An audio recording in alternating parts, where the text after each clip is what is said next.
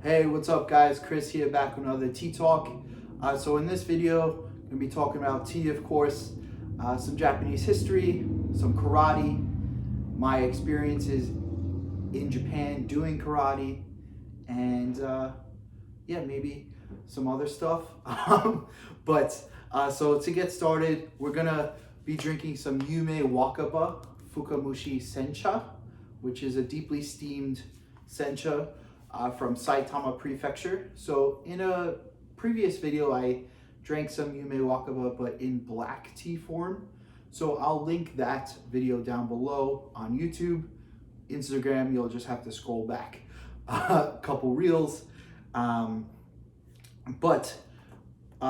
my previous video, I talked about Saitama being sort of an up and coming area for tea production. They are growing some of their own unique strains or varietals, and they also do black tea and other types of tea like oolong teas and stuff like that, which are pretty rare in Japan. Japan being mostly known for Japanese green tea. But my other reason for talking about Saitama is a karate experience I had.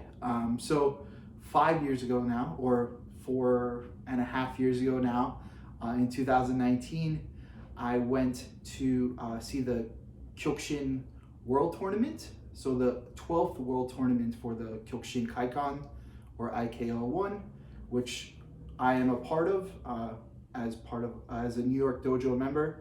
And there was a big group of us going from the New York Dojo. We had a number of fighters in the tournament, and then a couple others went, like myself, went to watch. And it's a 3-day tournament in Tokyo.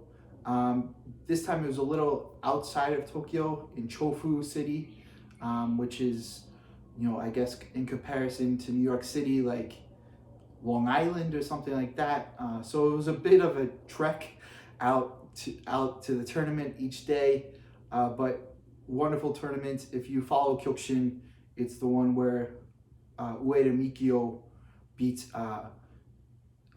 Alexander Eremenko in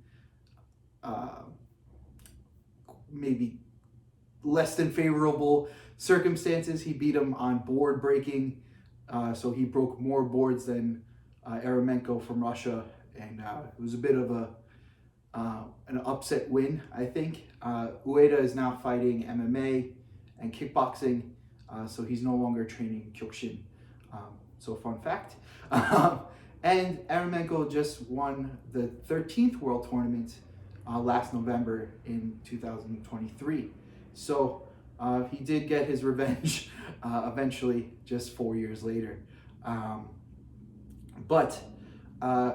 The day after the tournament, so the Monday after the tournament, I went on a karate training camp to Mount Mitsumine, which is in Saitama Prefecture, in a city called Chichibu. So you might, if you follow like anime from maybe 10 years ago, you might be familiar with an anime called Anohana, which takes place in Chichibu, and it's one of the best but also saddest anime I've ever seen. So I definitely recommend checking it out, but with that caveat that you might be crying at the end. But yes, so Mount Mitsumine is part of a larger national park within Saitama Prefecture, and Mitsumine Shrine, or Mitsumine Jinja, is at the top of that mountain, and it actually dates back to prehistoric times in Japan.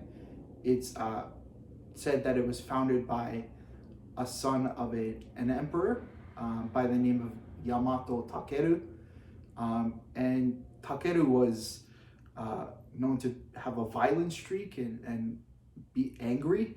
He actually killed his brother and was banished to the ends of the realm at the time, which I guess were Saitama or Chichibu, and he eventually founded this shrine. And then nowadays, the shrine is dedicated to the veneration of wolves, or okami, in Japanese folklore, and it's a well-known shrine in Japan and the Tokyo area, but it also has a connection to my style of karate, which is Kyokushin karate.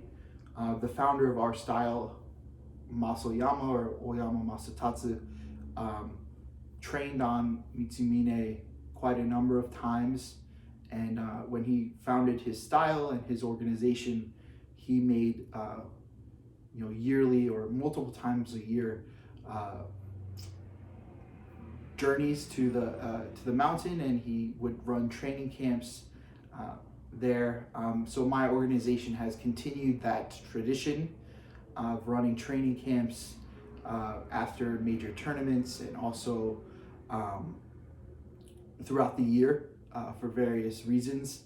And I think my organization is one of the only ones that still does it at Mitsumine. There might be smaller Kyokushin organizations that continue to do it, but of the major ones out there, I think Shin Kyokushin do their sort of New Year's and Masoyama Memorial stuff at Gokokuji, which is a Buddhist temple in Tokyo where Masoyama has his grave. It's where he's buried, or in Japan they don't bury people, they cremate them. So the headstone for Masoyama and his family is at Gokokuji.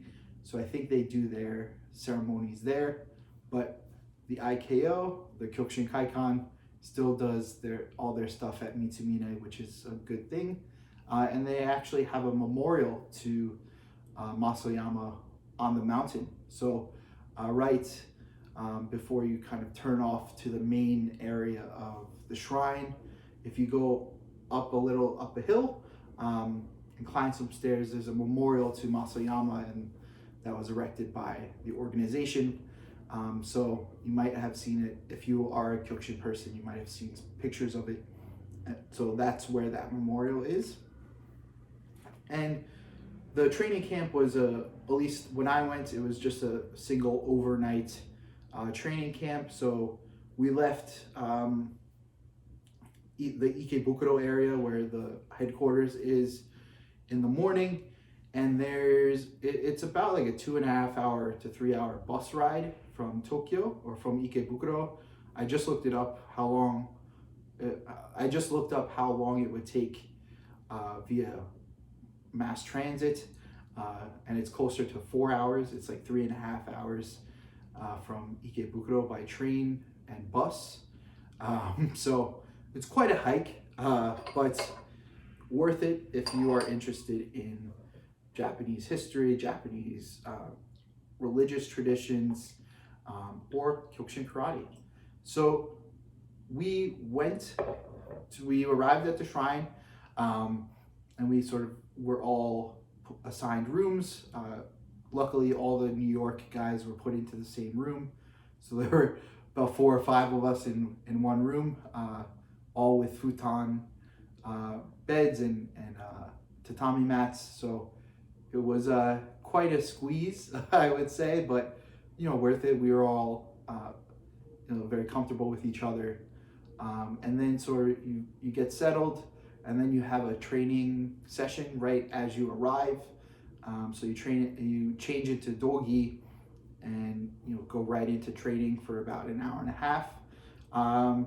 Which the training was good, mostly basics, some kata.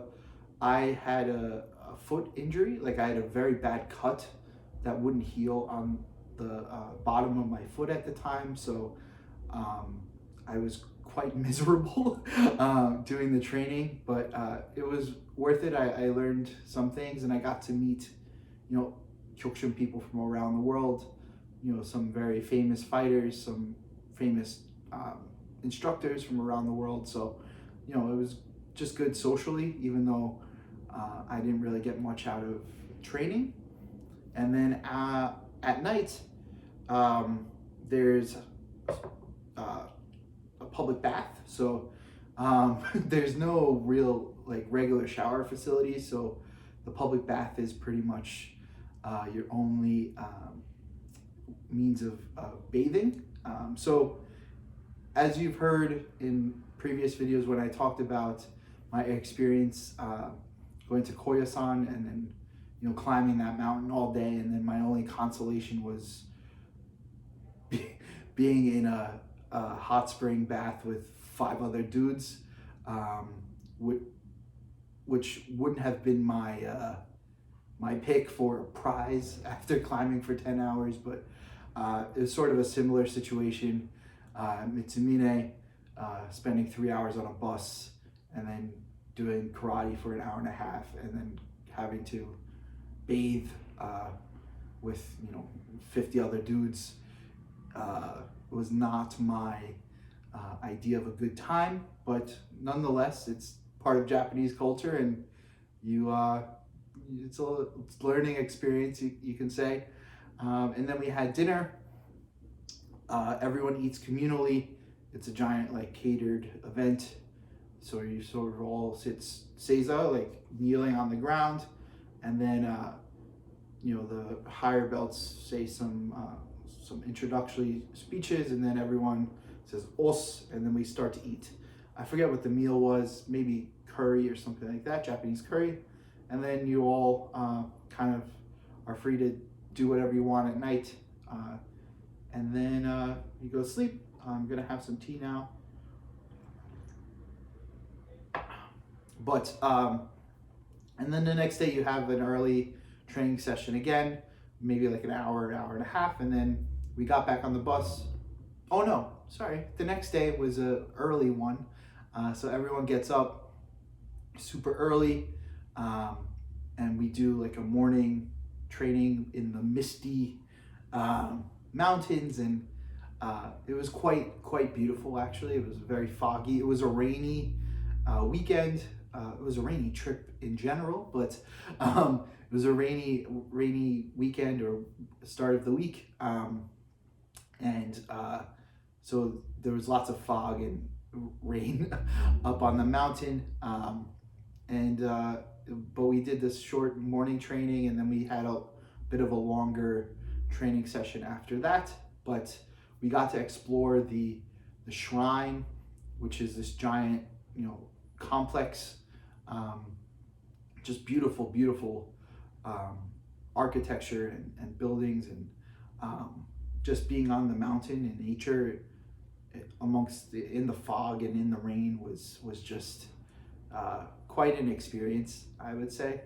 And then we kind of packed up and got back on the bus. The bus ride back was longer. It was about 3 hours or 4 hours, and I was quite done after that. But it was a very good experience.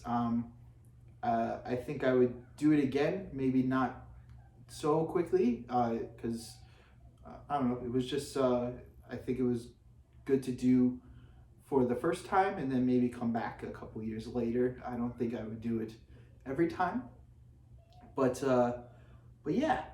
Oh, and I just this is totally off topic, but I saw myself in the camera. I found this this sweatshirt, which is from when I was 14 or 15 years old, when I first claimed straight edge, and it's my first straight edge hoodie.